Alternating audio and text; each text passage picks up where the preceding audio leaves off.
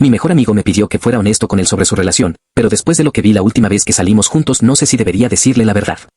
Hay amistades que uno da por hechas porque duran tanto tiempo que terminan confundiéndose con la idea de familia. Eso me pasa con Simón. Lo conozco desde que teníamos 12 años, cuando nos castigaban por hablar en clase y terminábamos inventando partidos de fútbol con bolitas de papel.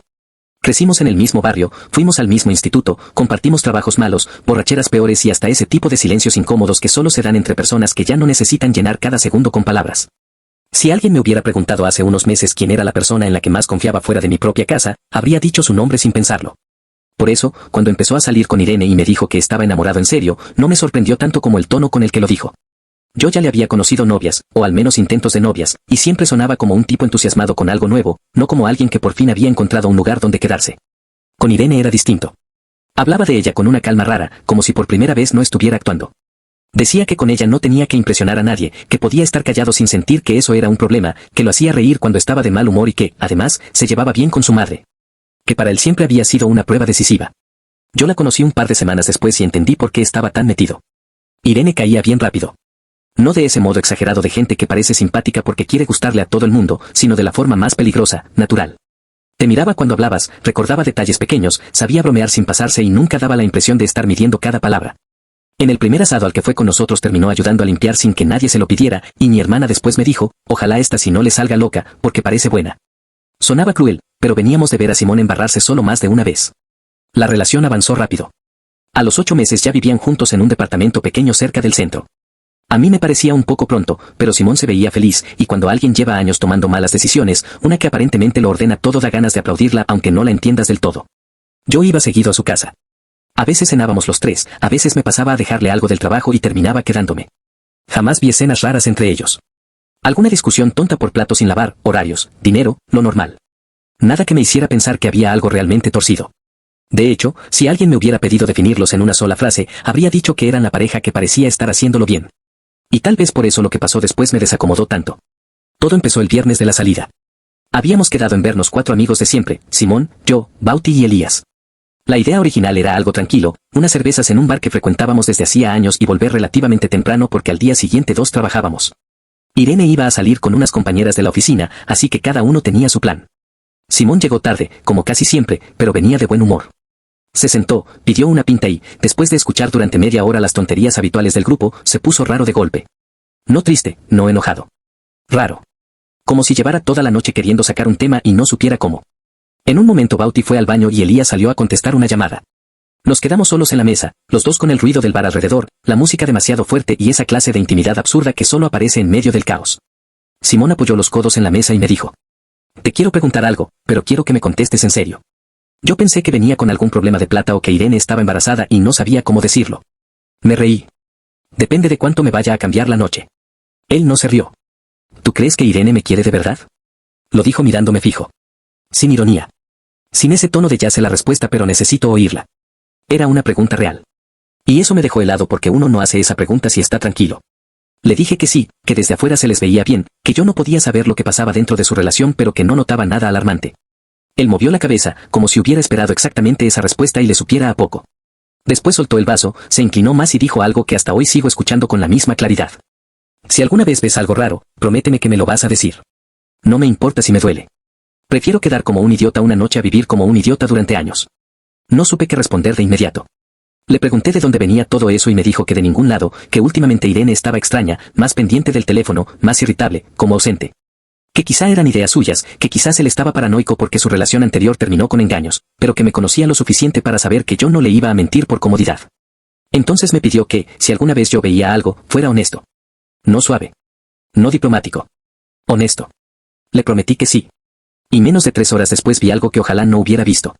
Seguimos bebiendo, cambiamos de bar y terminamos en un lugar más ruidoso donde la gente ya estaba claramente en modo de fin de semana. Cerca de la 1, Bauti insistió en ir a otro sitio porque ahí había música en vivo y no sé qué tontería. Yo no tenía muchas ganas, pero accedí. Cuando salimos a la calle, Simón dijo que Irene y sus compañeras estaban por la misma zona y que quizá nos las cruzábamos. No lo dijo con desconfianza, más bien con entusiasmo. Hasta me mostró un mensaje de ella donde le decía que estaban en un bar a 4 cuadras y que tal vez luego pasaban por donde nosotros. El lugar al que fuimos tenía 2 pisos. Abajo era un caos de gente apretada y arriba había una terraza cubierta con menos ruido. Yo subí a buscar aire y a mandar un audio a mi hermana porque me había escrito por un asunto de mi madre. Ahí fue cuando la vi. Irene estaba al fondo, casi escondida detrás de una columna de madera y una planta decorativa enorme. No estaba sola. Había un tipo con ella. Alto, camisa oscura, barba de unos días. Yo no lo reconocí. Al principio no pensé nada raro porque podían estar simplemente hablando, pero había una cercanía extraña, esa distancia corta que dos personas no mantienen si solo conversan. Ella tenía una mano apoyada en el pecho del tipo. No como para apartarlo. Como si le estuviera diciendo espera sin querer realmente que esperara. Me quedé quieto. Ni siquiera me vio. Entonces el tipo le dijo algo al oído. Irene bajó la mirada, sonrió de una forma que yo nunca le había visto con Simón, una sonrisa pequeña, nerviosa, casi culpable, y él la besó. No fue un roce accidental ni ese saludo confuso que uno intenta reinterpretar después. Fue un beso claro, corto, pero beso. Ella no lo apartó. Al contrario, lo dejó pasar, cerró los ojos un segundo y, cuando terminó, apoyó la frente en el hombro de él como si estuviera cansada o derrotada. Recuerdo perfectamente lo que sentí, y no fue solo sorpresa. Fue una clase de vacío inmediato, como si de pronto todo lo que había dado por cierto en los últimos meses se hubiera desarmado con un clic. Mi primer impulso fue sacar el teléfono y grabar, pero me pareció una bajeza, y además tardé tanto en reaccionar que cuando por fin lo agarré del bolsillo ella ya se había separado. El tipo le tomó la mano. Irene negó con la cabeza. Se dijeron algo rápido. Después ella se fue hacia las escaleras y él se quedó atrás, quieto, mirando el suelo. Yo bajé por otro lado, con el corazón acelerado, intentando decidir si lo había visto bien, si el alcohol podía haberme jugado una mala pasada, si tenía que decírselo a Simón ahí mismo o esperar. Encontré a los chicos cerca de la barra. Simón estaba escribiendo un mensaje, sonriendo. Era Irene, me dijo. Dice que ya se van a su casa porque una de las amigas se siente mal. Sentí un calor horrible en la nuca. Le pregunté la hora. Era la 1:20. Irene seguía en el mismo edificio. No dije nada. Y desde ese momento he estado atrapado entre esa promesa y todo lo que vino después. Esa noche terminé inventando una excusa para irme temprano. No podía mirar a Simón a la cara. Cada vez que él hablaba, cada vez que se reía por algo que decía Bauti, yo veía la mano de Irene en el pecho del otro tipo. Llegué a mi departamento y no dormí. Di vueltas hasta las 4 de la mañana preguntándome qué tanto había visto en realidad. El beso era innegable, sí. Pero después empezaban las dudas, y si era un ex con el que se había encontrado por casualidad, y si era algo que no significaba lo que parecía, y si estaban terminando una historia anterior que Simón desconocía. ¿Y si meterme destruía una relación por algo que no entendía del todo? A la mañana siguiente Simón me escribió como si nada, mandándome un meme absurdo. Le respondí horas después. Irene, curiosamente, me escribió esa misma tarde para preguntarme si había llegado bien. Eso nunca pasaba. Siempre me escribía él. Me quedé mirando la pantalla largo rato antes de contestar un seco sí, todo bien. Ella reaccionó con un pulgar arriba y no dijo más. El domingo fui a almorzar a casa de mi madre. Mi hermana me vio raro enseguida. Me preguntó qué me pasaba y le dije que nada, pero insistió tanto que terminé contándole una versión reducida, sin nombres. Ella no dudó ni medio segundo. Se lo tienes que decir. No es tan fácil. Sí, sí lo es. Difícil es ser el que no sabe. Le respondí que yo no tenía pruebas, solo lo que había visto, y ella me dijo que a veces una persona que te conoce desde niño vale más que un video borroso. Igual no me convenció. Porque una cosa es tener razón en teoría y otra es cargar con lo que pasa después. Si yo se lo decía a Simón y él la enfrentaba, podían ocurrir mil cosas, que Irene negara todo, que él pensara que yo lo malinterpreté, que terminaran, que volvieran, que me culparan, que el grupo se partiera. Y aunque suene cobarde, parte de mí quería escapar de ese lugar. El lunes en la tarde Simón me llamó para tomar café cerca de la oficina. Acepté porque no quería seguir evitándolo. Lo encontré más apagado que el viernes. Me dijo que había dormido mal, que andaba estresado con unas entregas y que, además, Irene seguía distante. Entonces volvió al tema. ¿Te acuerdas de lo que te dije el otro día? Claro que me acordaba. Sí. No me saqué eso de la cabeza. Sé que soné intenso, pero de verdad necesito saber si estoy imaginando cosas. Tú estuviste más veces con nosotros últimamente. ¿Has notado algo? El momento estaba ahí. Perfecto. Casi servido. Bastaba con decirle, sí, vi a Irene besándose con otro tipo el viernes. Pero no pude. Sentí un nudo estúpido en el pecho y elegí el camino más miserable de todos, la media verdad. La noto algo dispersa, nada más. Pero tú también estás más perseguido. Simón suspiró, decepcionado, y asintió. Cambió de tema. Yo me odié durante todo el café. Esa noche Irene volvió a escribirme. Esta vez no fue casual. ¿Podemos hablar un momento? Vi el mensaje a las 11:30. Tardé en responder. Le puse, dime. Ella tardó casi 5 minutos. Creo que me viste el viernes arriba. Ahí se me helaron las manos. Le contesté que sí. Tardó otra vez. Después escribió, no es lo que parece. La frase más inútil del universo. Se lo dije. Ella puso que lo sabía, que sonaba terrible, pero que me pedía por favor que no dijera nada hasta dejarle explicarlo. Yo le pregunté quién era el tipo. Me respondió que se llamaba Tomás y que había sido su pareja durante años, antes de Simón. Que la había buscado varias veces sin que ella le respondiera. Que el viernes se lo encontró de casualidad porque trabajaba cerca y había ido al bar donde estaban las amigas de ella. Según Irene, él llevaba meses insistiendo en hablar, en pedirle perdón por cómo habían terminado. Subieron a la terraza para que él le devolviera unas llaves viejas y unos documentos que había encontrado en una caja al mudarse. Me dijo que el beso fue él, no ella. Que se quedó paralizada y que no supo reaccionar. Que luego se fue. Que estaba avergonzada. Que pensaba contarle a Simón, pero que no quería hacerlo en caliente porque sabía cómo iba a sonar. Le pregunté entonces por qué le había dicho a Simón que se iban a casa si seguía ahí. No contestó enseguida. Después dijo, porque no quería que subiera y armara algo. Quería salir de ahí y pensar. Leí y releí esa conversación varias veces. Una parte de mí quería creerle porque la alternativa era asumir que Irene, la persona que llevaba meses pareciendo honesta, era una mentirosa fría. Pero otra parte no podía sacarse de encima cómo se había visto ese beso. O peor, cómo se había visto ella antes del beso. Esa mano, esa cercanía, ese gesto de alguien que no está siendo sorprendido por completo. No dormí otra vez. Al día siguiente, Irene me pidió vernos. Dijo que no quería hablar por mensajes. Acepté más por necesidad de ordenar el asunto que por ganas. Nos encontramos en una cafetería pequeña cerca de mi trabajo. Llegó sin maquillaje, ojerosa, con cara de no haber pegado ojo.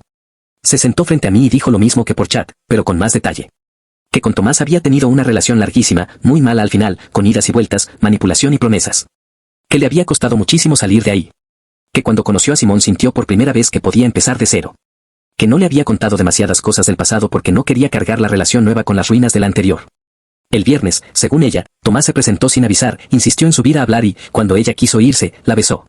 Afirmó que lo apartó después del segundo que yo había visto. Que luego él le pidió otra oportunidad y ella le dijo que no. Que estaba confundida no porque quisiera volver con él, sino porque le removió una etapa oscura de su vida. Sé cómo se vio, me dijo. Si yo hubiera visto eso, pensaría lo mismo que tú. ¿Y entonces por qué no se lo dices ya? Bajó la mirada. Porque Simón no me va a escuchar. Va a escuchar beso, mi ex, mentí sobre a qué hora me fui y listo. Va a cerrar la historia él solo.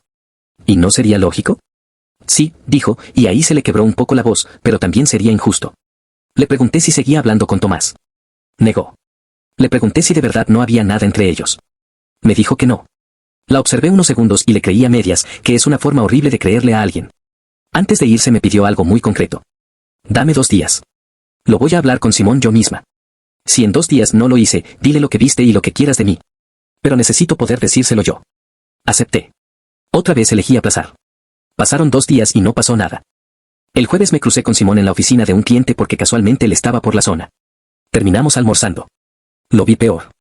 Me dijo que llevaban 3 noches raras, que Irene estaba sensible, distraída, a veces cariñosa y a veces ausente.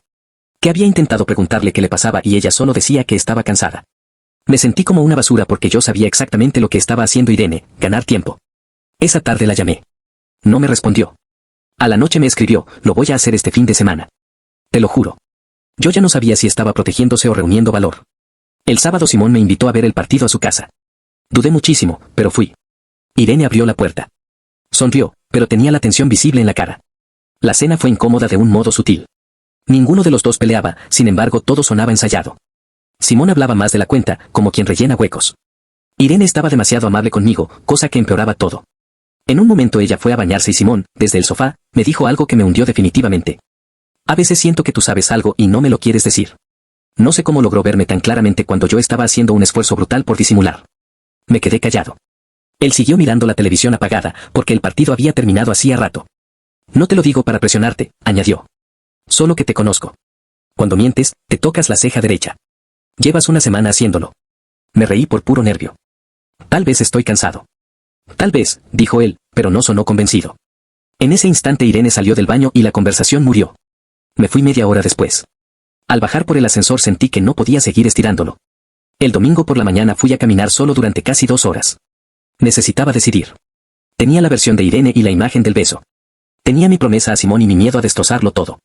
Tenía también una duda nueva que me molestaba más que las demás, si Irene estaba diciendo la verdad, ¿por qué lo seguía posponiendo? A veces la gente retrasa una conversación difícil por miedo, sí, pero otras veces la retrasa porque espera manipular mejor el terreno. No sabía en qué categoría caía ella. Al final decidí que había 2 cosas indiscutibles. La primera, Simón me había pedido honestidad. La segunda, Irene le había mentido al menos en una parte clara, la de decir que ya se iba a casa mientras seguía con otro hombre. Con eso bastaba. Lo llamé y le dije que necesitaba verlo. Nos juntamos en su auto, estacionados frente a una plaza porque no quería hacerlo ni en su casa ni en la mía.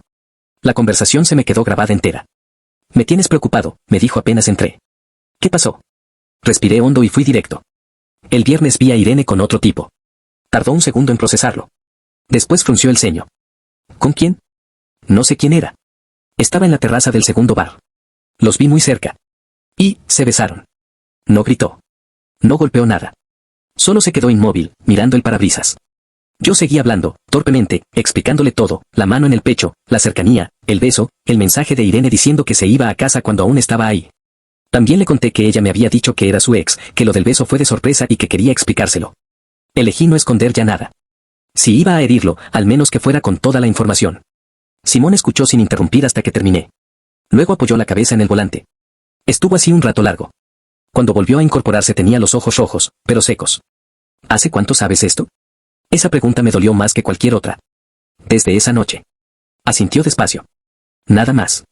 No me insultó, no me recriminó, pero el silencio fue peor. Lo siento, dije. Debería habértelo contado antes. Sí, respondió. Deberías. No hubo forma de defenderme y tampoco la merecía. Me preguntó si estaba seguro. Le dije que sí. Entonces sacó el teléfono y le escribió a Irene que llegaría tarde, que estaba resolviendo algo. Después me pidió el favor más extraño del mundo, que lo acompañara a dar una vuelta antes de volver a casa. Manejamos sin rumbo casi 40 minutos. En un momento estacionó otra vez y me dijo que parte de él quería inventarse una versión donde todo tenía explicación y otra parte quería entrar a su casa, tirar las llaves arriba de la mesa y terminar ahí mismo. Le dije que hiciera lo que hiciera, intentara no hacerlo desde la humillación. Que una cosa era estar herido y otra dejar que el dolor te convirtiera en alguien que no eres. Esa noche no supe más. A las 2 de la mañana me llegó un mensaje suyo, terminamos. No pregunté nada. El lunes me llamó temprano. Sonaba agotado. Me contó que la había enfrentado apenas llegó. Al principio Irene intentó empezar por el principio, decir que había algo difícil que contarle. Simón la frenó y le dijo directamente que yo ya le había contado lo que vi. Ahí, según él, ella se derrumbó. Confirmó que el hombre era Tomás, confirmó el beso y sostuvo la misma versión que me había dado a mí, encuentro inesperado, conversación incómoda, beso no correspondido, miedo a contar algo que la dejaba como culpable. Simón le preguntó entonces por qué no se lo había dicho en una semana. Irene respondió que cada día que pasaba le daba más miedo y que, además, una parte de ella se sintió removida por la reaparición del ex, no porque quisiera volver, sino porque había cosas no cerradas. Esa frase fue la que terminó de reventarlo todo. No quiero estar con alguien que necesita descubrir si tiene cosas no cerradas con otro, me dijo Simón por teléfono. Entendible. Irene recogió algo de ropa y se fue a casa de una amiga. Él se quedó solo en el departamento. Yo pensé que ahí terminaba el asunto, doloroso pero claro. Me equivoqué. 2 días después, Irene me escribió otra vez. Pensé no responderle, pero lo hice. Me puso que necesitaba decirme algo porque sentía que, incluso ahora, yo seguía creyendo una versión incompleta. Nos vimos por última vez en un parque, al atardecer. No venía a justificarse, o al menos no solo a eso. Venía a contarme algo que cambió todo el mapa. Tomás no era solo su ex. Era también el socio de Simón en un pequeño proyecto paralelo que ambos habían lanzado hacía unos meses y del que casi nadie sabía. No socio oficial, me explicó, porque el negocio todavía estaba en una fase informal, pero sí la persona con la que Simón había empezado a mover contactos, dinero y una posible inversión. Irene se había enterado semanas antes, revisando unos correos impresos que Simón dejó sobre la mesa. Reconoció el apellido de Tomás y entendió que se trataba de él. No dijo nada porque le dio pánico que el pasado entrara de golpe en la nueva vida que estaba construyendo. El viernes, cuando Tomás se le acercó, no fue por casualidad. Ya sabía perfectamente quién era ella. Le dijo que estaba trabajando con Simón y que el mundo era pequeño. Le pidió hablar arriba porque, según él, tenía que advertirle algo sobre su actual novio. ¿Advertirme qué? Le pregunté. Irene tragó saliva antes de responder. Que Simón le había estado mintiendo a todo el mundo. Yo ya estaba cansado de giros, pero seguí escuchando. Según Tomás, él y Simón no solo estaban armando un proyecto. Simón le había pedido dinero prestado varias veces, usando excusas distintas, y también le había ocultado que la gran inversión de la que hablaba incluía plata de Irene. Plata que, siempre según ella, provenía de una cuenta de ahorro conjunta para cambiarse a un departamento más grande el año siguiente. Irene sospechaba que Simón había movido parte de esos ahorros sin decirle, pero no estaba segura de cuánto. Tomás, resentido con ella por el pasado y resentido con Simón por negocios turbios, la citó arriba con intención de clavar el cuchillo en los dos frentes. El beso, dijo Irene, fue una forma grotesca de manipularla, de desequilibrarla, de demostrarle que seguía pudiendo invadir su vida. Pero lo importante vino después. Tomás le mostró en el teléfono capturas de transferencias, mensajes de Simón pidiéndole tiempo. Audios donde reconocía que iba corto y que después repondría la plata antes de que Irene lo notara. Yo la interrumpí. ¿Por qué no me dijiste esto antes? Porque sonaba a invento desesperado de alguien a quien acaban de descubrir. ¿Tú me habrías creído? No supe qué contestar. Tal vez no. Irene me dijo que cuando volvió a casa esa primera noche revisó papeles, correos, movimientos bancarios. Encontró huecos. No enormes, pero sí suficientes para confirmar que faltaba dinero. Pensó confrontarlo, pero quiso tener todo bien atado.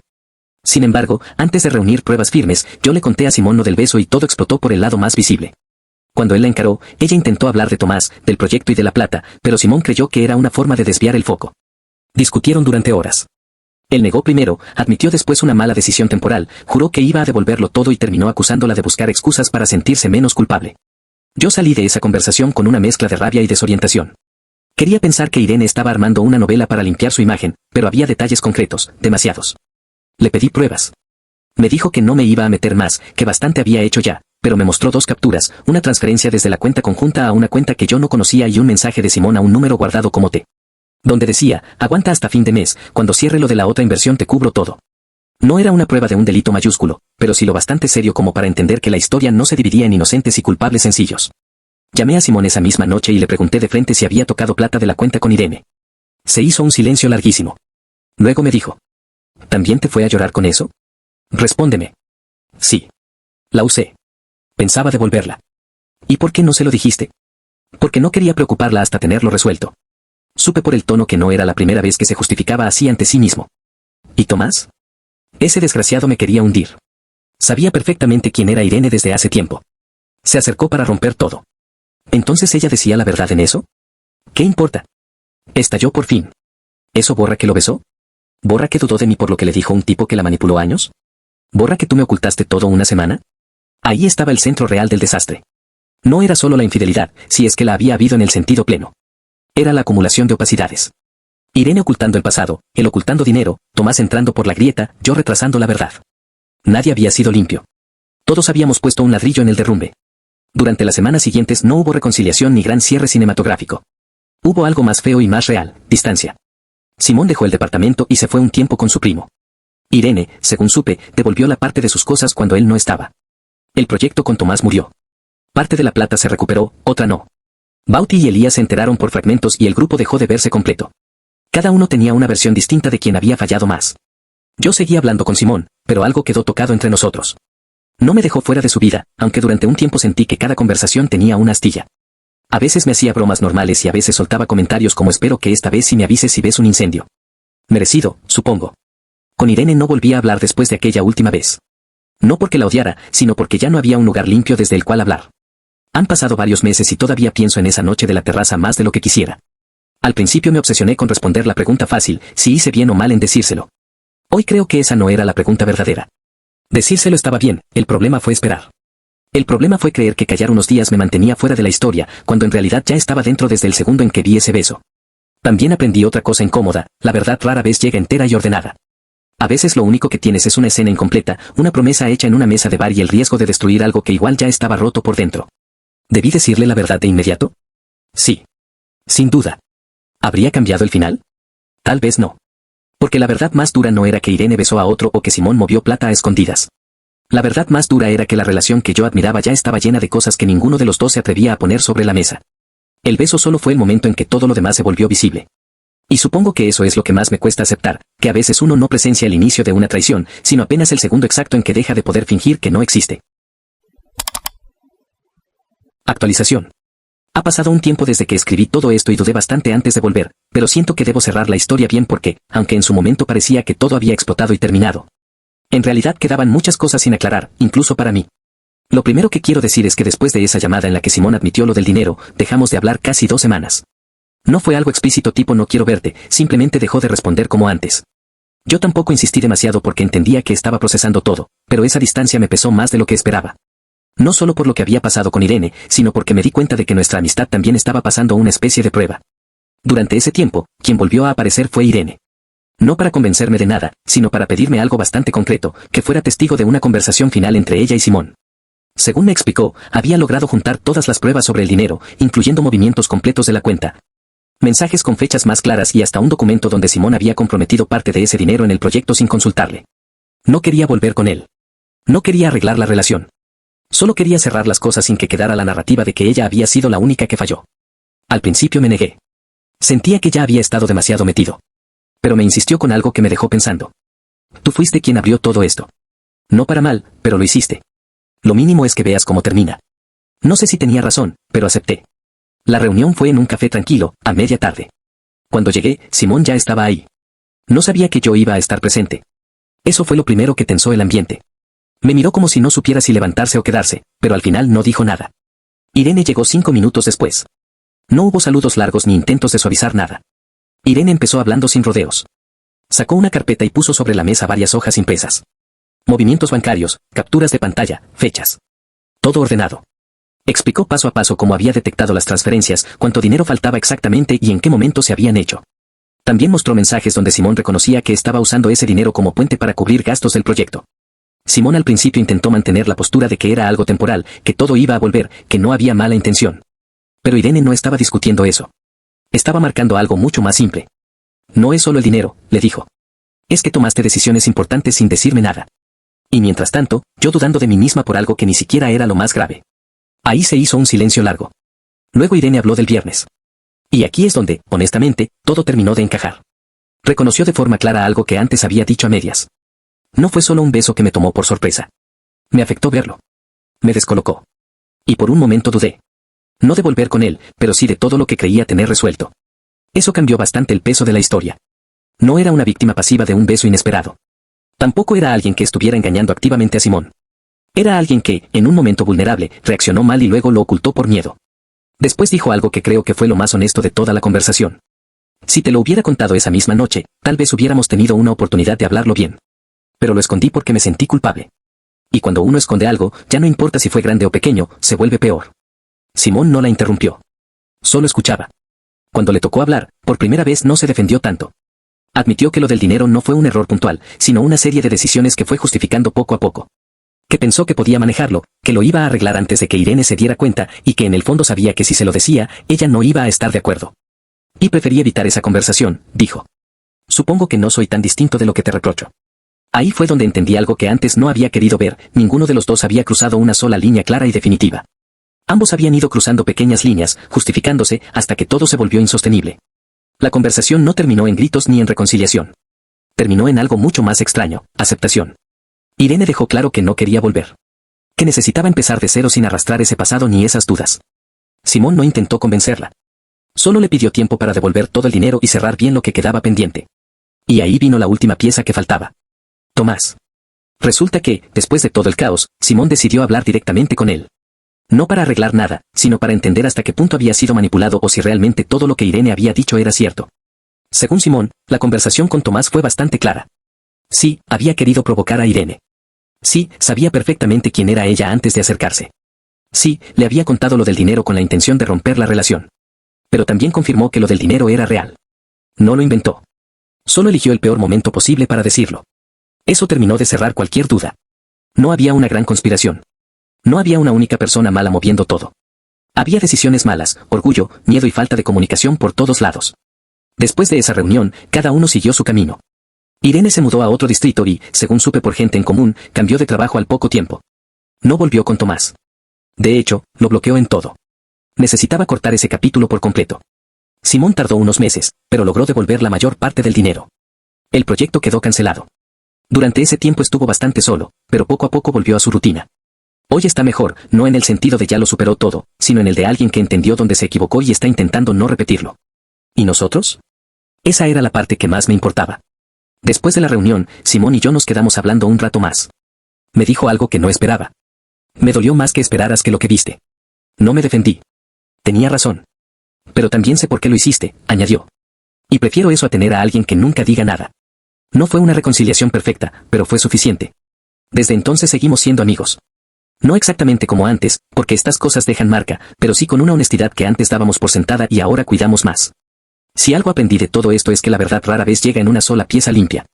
Llega fragmentada, incómoda y casi siempre tarde. Y cuando llega, no siempre arregla las cosas, pero al menos evita que se sigan rompiendo en silencio. Así que sí, al final se lo dije. Tarde, pero se lo dije. Y aunque el resultado no fue feliz, fue real. Y, viendo todo lo que había debajo, probablemente era el único final posible.